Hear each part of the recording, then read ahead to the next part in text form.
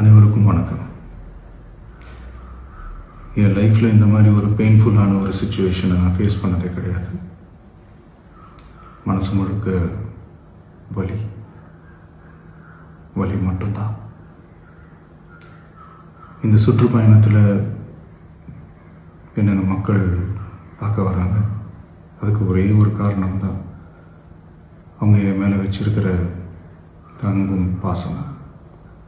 அந்த அன்புக்கும் பாசத்துக்கும் நான் எப்பவும் கடமைப்பட்டிருக்கிறேன்.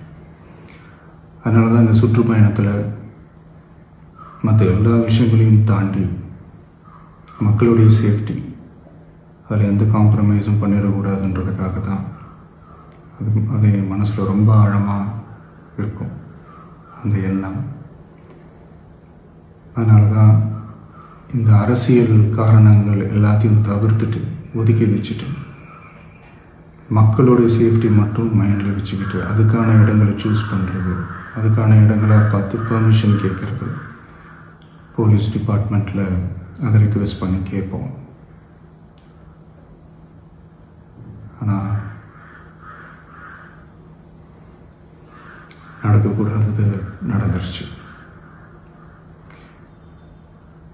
ஆனால் மனுஷன் தானே, அந்த நேரத்தில் அத்தனை பேர் பாதிக்கப்பட்டு இருக்கும்போது எப்படி அந்த ஊரை விட்டுட்டு என்னால் கிளம்பி வர முடியும்? நான் திரும்ப அங்கே போகணும்னு இருந்துச்சுன்னா அதை ஒரு காரணம் காட்டி அங்கே வேறு சில பதட்டமான சுச்சுவேஷன்ஸ், வேறு சில அசம்பாவிதங்கள் அந்த மாதிரி எதுவும் நடந்துடக்கூடாதுன்றதுக்காக தான் நாங்கள் அவாய்ட் பண்ணோம். இந்த நேரத்தில் சொந்தங்களை இழந்து தவிக்கிற அத்தனை குடும்பங்களுக்கும் என்னுடைய ஆழ்ந்த இரங்கலை தெரிவிச்சுக்கிறேன். எனக்கு தெரியும், என்ன சொன்னாலும் இது ஈடேயாகாதுன்னு எனக்கு தெரியும். ஹாஸ்பிட்டலில் ட்ரீட் பண்ணிகிட்ருக்கிற எல்லாருமே சீக்கிரமாக க்யூர் ஆகி வரணுன்றதை இந்த நேரத்தில் நான் வேண்டிக்கிறேன். கூடிய சீக்கிரமே உங்கள் எல்லாரையும் நான் சந்திக்கிறேன். இந்த நேரத்தில் எங்களுடைய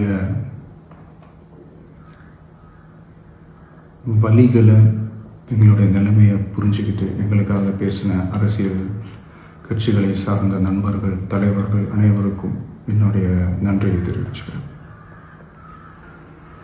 கிட்டத்தட்ட ஒரு 5 மாவட்டத்துக்கு பிரச்சாரத்துக்கு போனோம்.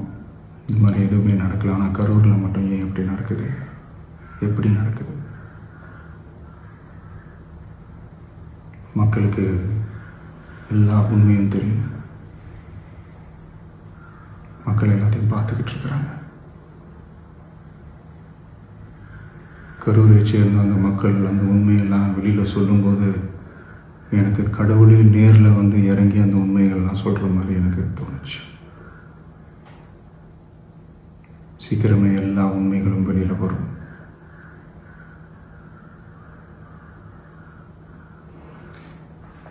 எங்களுக்கு தரப்பட்ட இடத்துல நாங்கள் போய் அந்த ஸ்பாட்டில் நின்று நாங்கள் பேசிட்டோம். அதை தாண்டி எந்த தவறும் எங்கள் சைடில் நாங்கள் எதுவுமே செய்யலை. பட் இருந்தாலும் எங்கள் கட்சியை சேர்ந்த நிர்வாகிகள், தோழர்கள் மேலே எஃப்ஐஆர், அது மட்டும் இல்லை சோஷியல் மீடியாவை சேர்ந்த நண்பர்கள், தோழர்கள் அவங்க மேலே எஃப்ஐஆர்லாம் போட்டு இப்போ பிடிச்சிக்கிட்டு இருக்கிறாங்க.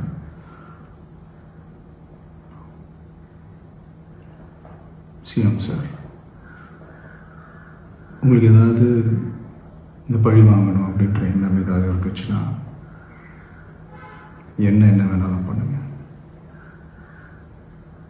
அவங்க மேலே கை வைக்காதீங்க. நான் ஒன்று வீட்டில் இருப்பேன், இல்லை நான் ஆஃபீஸில் இருப்பேன். என்ன வேணாலும் செய்யுங்க. நண்பர்களே, தோழர்களே, நம்மளுடைய அரசியல் பயணம் இன்னும் ஸ்ட்ராங்காக, இன்னும் தைரியத்தோடு கண்டினியூ ஆகும்.